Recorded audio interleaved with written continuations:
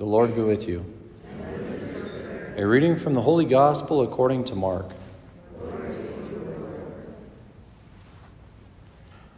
Jesus appeared to the 11 and said to them, "Go into the whole world and proclaim the gospel to every creature. Whoever believes and is baptized will be saved. Whoever does not believe will be condemned. These signs will accompany those who believe. In my name they will drive out demons. They will speak new languages. They will pick up serpents with their hands. And if they drink any deadly thing, it will not harm them. They will lay hands on the sick, and they will recover." The Gospel of the Lord.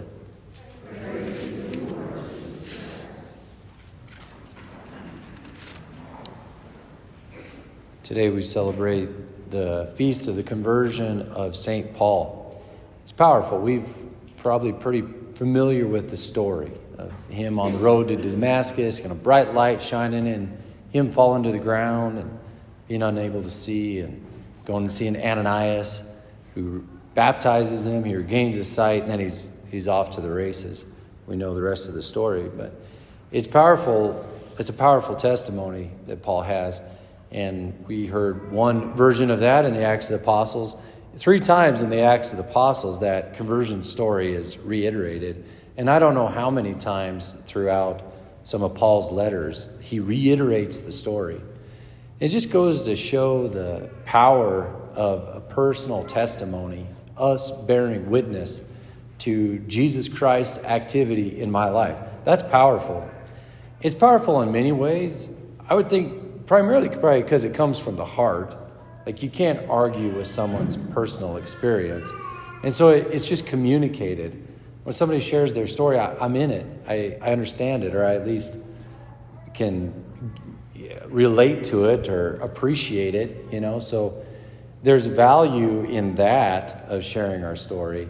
But primarily it's just because of the nature of a witness, of bearing witness that this has impacted my life. This has changed my life. It's powerful, and I think we can relate to that. But I bring that up today just because our Lord, he commissions all of us today in the gospel to go into the whole world and proclaim the gospel to every creature. Like everything, everyone.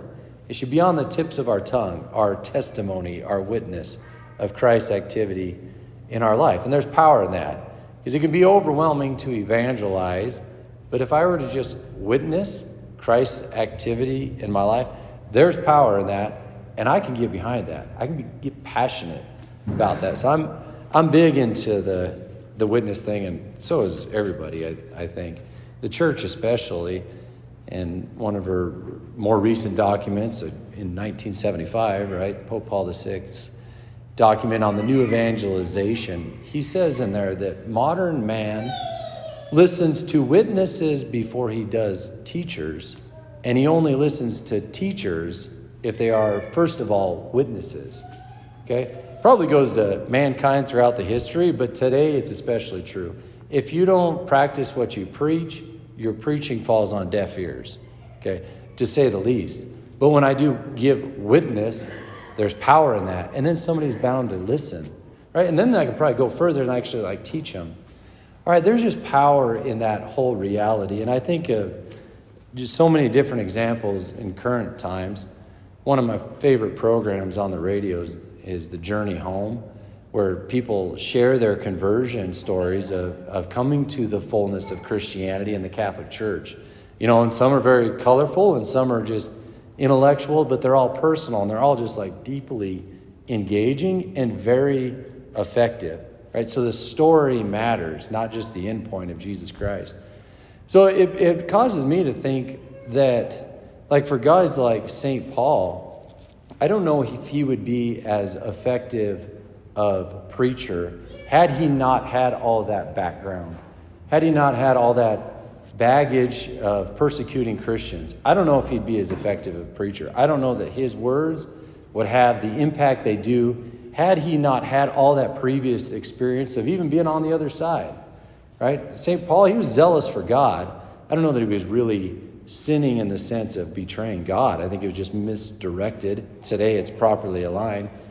But even people, even us or whoever, has stories that are very contrary to God, very maybe even sinful. That's part of our story.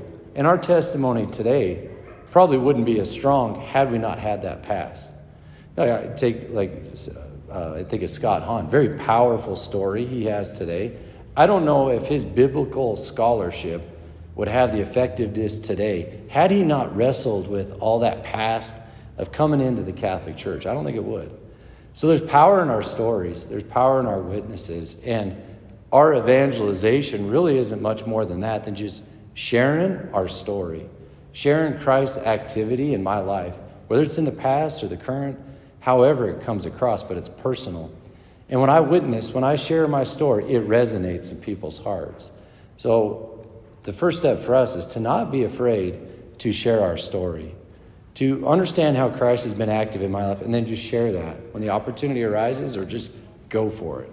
Okay, it's effective, and it's a powerful way of drawing people closer to Christ, and a powerful way of carrying on the Great Commission we hear today. Our Lord says, go into the whole world and proclaim the gospel to every creature.